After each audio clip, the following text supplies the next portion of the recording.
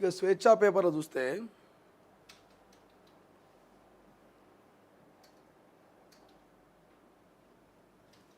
Group తగాదాలతో అస్తం వేస్తామంటే ఒక వార్త కనిపిస్తుంది. ప్రక్షాళనపై దృష్టి సారించిన అధిష్టానం. ఉమ్మడి రంగారెడ్డి జిల్లాలో గొడవలంట. గ్రూప్ రాజకీయాలతో గందరగోళం. వరుసగా పర్యటిస్తున్న పరిశీలకులు. అధ్యక్షుల మార్పు ఖాయమేనట. ఉమ్మడి రంగారెడ్డి జిల్లాలో కాంగ్రెస్ పార్టీ వర్గపోరు నివ్వరుగప్పిన నిప్పులా ఉంది. జిల్లాల వారీగా నిర్వహిస్తున్నటువంటి సమావేశాల్లో వర్గ విభేదాలు బయటపడుతున్నాయి. జిల్లాకు పెద్ద దిక్కు లేకపోవడంతో నాయకులను కార్యకర్తలను సమన్వయం పరిచే వారే కరువయ్యారు. ముఖ్యంగా పాత కొత్త నేతల మధ్య పొసగడం లేదు. త్వరలోనే స్థానిక ఎన్నికలు ఉండడంతో పరిస్థితి చేయి దాటక ముందే చక్కదిద్దేందుకు అధిష్టానం దృష్టి సాధించినట్టుగా తెలుస్తుంది. ఇందులో భాగంగానే గ్రూప్ తగాదాలనేటువంటి వ్యవస్థ మనకు కనిపిస్తుంది. ఇది కామన్గా నడుస్తూ ఉంటుంది. ఒక ఇంట్లో అన్నప్పుడే ఇంట్లోనే అనేకమైనటువంటి సమస్యలు, ఇబ్బందులు, అన్నదమ్ముల మధ్య గొడవలు ఉంటాయి. బట్ కాంగ్రెస్ పార్టీ అనేది స్వేచ్ఛ ఎక్కువ ఉంటుంది, ప్రజాస్వామ్యం ఎక్కువ ఉంటుంది, పెద్ద పార్టీ, నేషనల్ పార్టీ. సో మరి జిల్లాలో సమన్వయ లోపం అనేది జరుగుతూ ఉంటుంది. అదేవిధంగా రంగారెడ్డి జిల్లాకు సంబంధించి కొత్తగా కొంతమంది చేరిరు. బీఆర్ఎస్ నుంచి కొంతమంది, మరి రంగారెడ్డికి సంబంధించి కొంతమంది నియోజకవర్గాల్లో కొంతమంది బీఆర్ఎస్ పార్టీ ఎమ్మెల్యేలు కాంగ్రెస్ పార్టీలో చేరారు, కాంగ్రెస్ పార్టీలో కొంతమంది బీఆర్ఎస్లో చేరారు. అంతా అల్లం బెల్లం అన్నట్టుగా మిక్స్ అయిపోయారు. మరి మిక్స్ అయినటువంటి నాయకులు మరి పాలు నీళ్ళ లెక్క కలవాలంటే కొంత టైం పడుతుంది.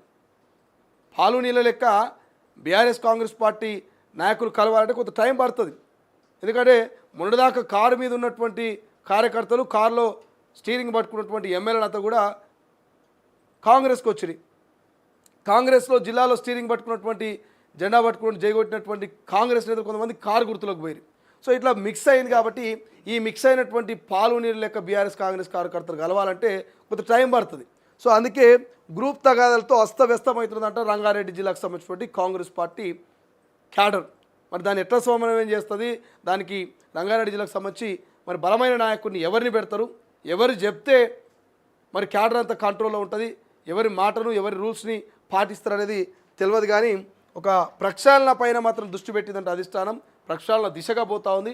మరి రంగారెడ్డి జిల్లాలో మరి ఎవరిని పెడతారు, జిల్లాకు సంబంధించిన డీడీసీ ఎవరుంటారు, ఎటువంటి మార్పు ఉంటుందని మనం చూడాల్సిన అవసరం అయితే కనబడుతుంది. బట్ కొంత ఇబ్బందులు అయితే వాస్తవమేనట, ఇబ్బందులు నడుస్తూ ఉన్నట. ఇంకేం కనబడుతున్నాయి హైలైట్గా అంటే, సమయం లేదు మిత్రమా, జిహెచ్ఎంసీ కార్పొరేటర్ల వసూలు దందంటూ పదవికాలం ముగింపునకు కౌంట్ డౌన్, చివరి రోజులోనే సంపాదించుకోవాలంటూ ఆరాటం. హ్యాబిట్స్ ఆఫీస్లో టౌన్ ప్లానింగ్ సిబ్బందిపై దాడి, విధులు బహిష్కరించిన మున్సిపల్ సిబ్బంది, ఎట్టకేలకు కార్పొరేటర్పై కేసు నమోదు, టౌన్ ప్లానింగ్ ఆఫీసర్కు షోకాజు నోటీసు. ఇది నిన్ననే చూసినట్టున్నాం. టౌన్ ప్లానింగ్ అధికారి సంబంధించిన వార్త, ఒక కార్పొరేటర్కి సంబంధించినటువంటి వార్త మనం చూసినాము. సో ఇక హ్యాబిట్స్ ఆఫీస్లో ఉన్నటువంటి టౌన్ ప్లానింగ్ సిబ్బంది పైన దాడి చేసినట్టున్నారు ఒక కార్పొరేటరు, ఇంకొంతమంది సిబ్బంది. సో వాళ్ళంతా కూడా విధులు బహిష్కరించి వాళ్ళు ధర్నా చేసేటువంటి ప్రయత్నం చేయడం. సో దానికి సంబంధించి ఆ కార్పొరేటర్ మీద కేసు అయినట్టు తెలుస్తూ ఆయన బీజేపీ అయినా కాంగ్రెస్ అయినా ఉన్నాడు. సో కేసు నమోదైనటువంటి పరిస్థితి మనం చూసినాం. సో చివరికి వచ్చింది ఇక కొన్ని రోజులు అయితే జిహెచ్ఎంసీ ఎన్నికలు కూడా వస్తాయి. ఈ లోకల్ బాడీ ఎన్నికలు అయిపోగానే జిహెచ్ఎంసీ ఎన్నికలు. ఇక మరి సంపాదించుకోవాలి కదా, ఇన్నేళ్ళు కష్టపడ్డాం, ఇన్నేళ్ళు అభివృద్ధి చేసినాం, మరి మళ్ళీ ఎలక్షన్లకు పోవాలంటే సంపాదించుకోవాలి కదా. మరి సంపాదించాలంటే మరి గట్టిగానే సంపాదించాలంటే పోవాలి.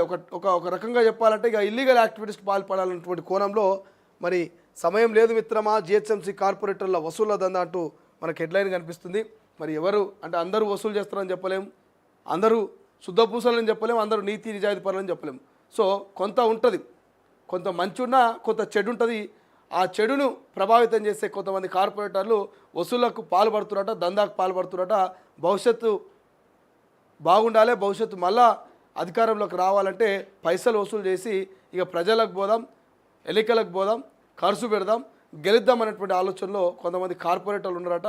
చూడాలి మరి వాళ్ళ అధికారంలోకి వచ్చినాక మరి ఎంత మేరకు వాళ్ళ డివిజన్లలో వాళ్ళు అభివృద్ధి చేసిరో ఆ డివిజన్ ప్రజలకు తెలుస్తుంది. వాళ్ళని మళ్ళీ గెలిపించాలన్నా, మళ్ళీ ఓడించాలన్నా, అసలు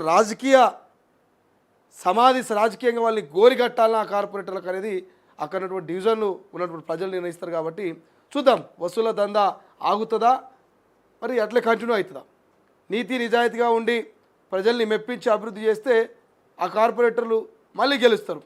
ఇక లేదు ఇదే లాస్టు, నీతి లేదు నిజాయితీ లేదు, మేము గెలిచినా గెలవకున్నా వసూలు చేసుకుంటాం, అందరి కాడికి దోసుకుంటాం, దాచుకుంటాం అంటే భవిష్యత్తు అంధకారమే. మళ్ళీ ఓట్లు వేయరు. చెప్పుల దండ మెడలేసి ఊరేగిస్తారు. ప్రజలు చైతన్యవంతులు కాబట్టి సో ఎవరైతే వసూళ్లకు పాల్పడుతున్న కార్పొరేటర్లు కొంతమంది ఉన్నారో వాళ్ళు జాగ్రత్తగా ఉండాలి సుమా అని సోషల్ మీడియాలో కొన్ని కామెంట్స్ ట్రోల్స్ చేస్తున్నారు తెలంగాణ ప్రజలు.